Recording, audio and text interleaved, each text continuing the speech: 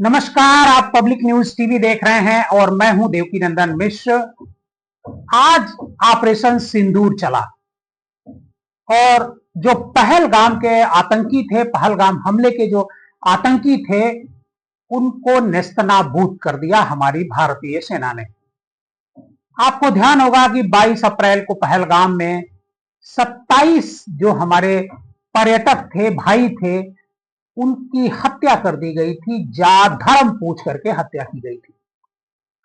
पूरे देश में इसको लेकर के गुस्सा था और इस गुस्से को भारत सरकार और सेना ने अच्छी तरीके से समझा और ऑपरेशन सिंदूर का प्लान किया।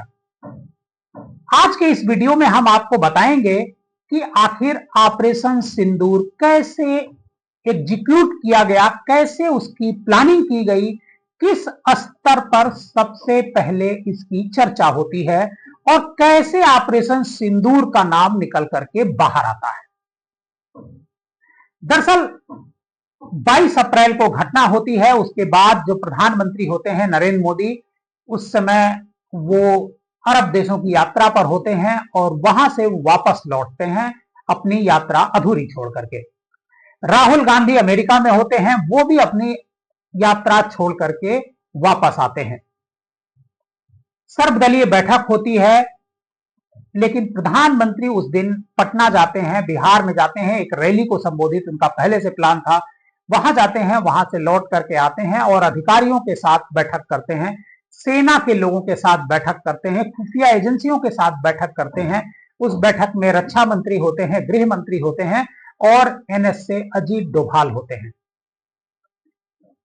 ये तय विचार किया जाता है कि आखिर पाकिस्तान को कैसे हम जवाब देंगे, कैसे हम उस पर हमला करेंगे, कैसे इस तरह से हमला करें जिससे पूरी दुनिया जो है हमारे ऊपर कोई सवाल भी ना खड़ी कर सके। क्योंकि किसी भी देश पर जब कोई हमला करता है तो बहुत सारी दुनिया के देश जो उसके समर्थक देश होते हैं वो आवाज उठाते हैं और सवाल खड़े करते हैं। तो भारत को इसकी भी चिंता थी और बार बार कई देश यह कह रहे थे, अमेरिका कह रहा था, चीन कह रहा था, रूस कह रहा था कि युद्ध से बचना चाहिए। तो भारत के सामने एक बड़ी चुनौती भी थी कि अपने देश के लोगों को भी संतुष्ट करना था और पूरी दुनिया के लोगों को भी। प्रधानमंत्री नरेंद्र मोदी और रक्षा मंत्री राजनाथ सिंह कई बैठकें करते हैं और जो फाइनल एक बैठक होती है वो करीब हमले के 11 दिन बाद होती है, 3 मई को।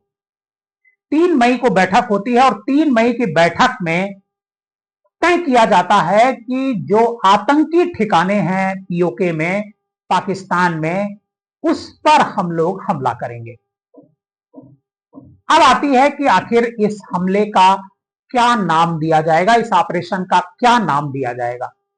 बहुत चर्चाएं चलती हैं और चर्चा के बीच निकल करके आता है कि चूंकि पहलगाम में केवल और केवल पुरुषों को निशाना बनाया गया था, मतलब महिलाओं का सिंदूर छीना गया था, इस वजह से इसका नाम रखा जाता है सर्वसम्मति से ऑपरेशन सिंदूर। और 3 तारीख को ही ऑपरेशन सिंदूर की जो भूमिका है वो तैयार हो जाती है, रणनीति तैयार हो जाती है और उसी दिन जो तारीख तय की जाती है वो 6-7 मई की रात की तारीख तय की जाती है कि 6-7 मई की रात को ऑपरेशन सिंदूर को अंजाम दिया जाएगा। सेना जो है, थल सेना जिसे कहते हैं, और वायु सेना, जल सेना, सबके जो प्रमुख होते हैं और जो सीडीएस होते हैं, उन सब की बैठक अलग अलग होती है।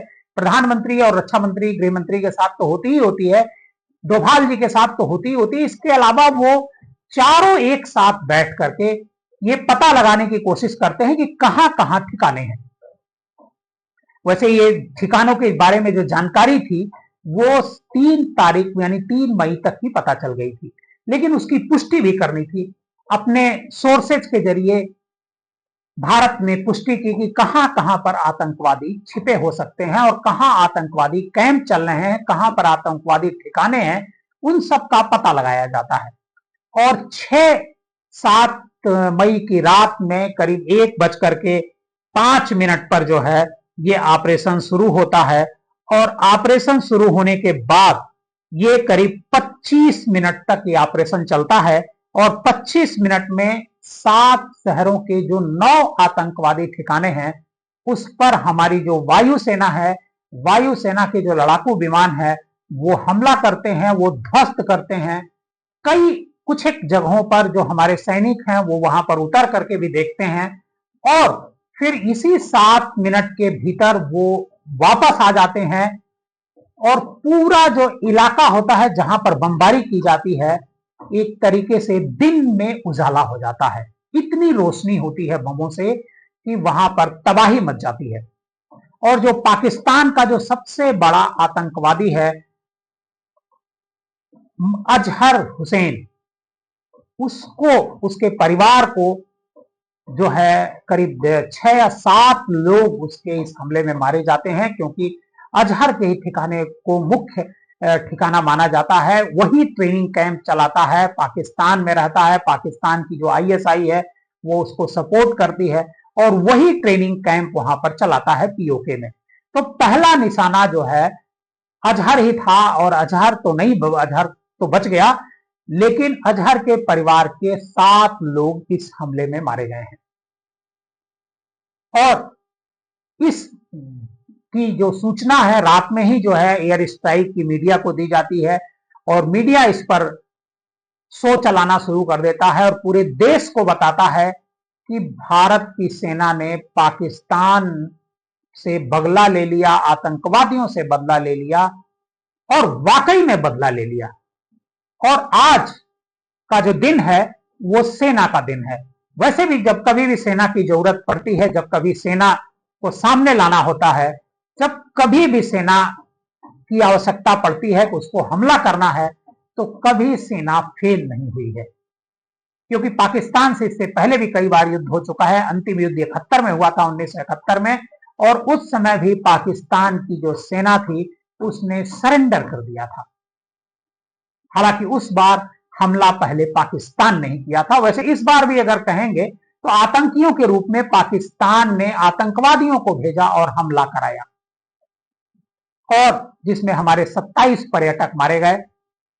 आज उन बहुत सारे जो पर्यटक हैं जिनकी हत्या हुई थी, उनके परिवार वाले निश्चित तौर पर खुश होंगे, क्योंकि जो गया वो तो नहीं वापस आ सकता है, लेकिन हां, उनका जो बदला था वो हमारी सेना ने ले लिया, हमारी सरकार ने ले लिया।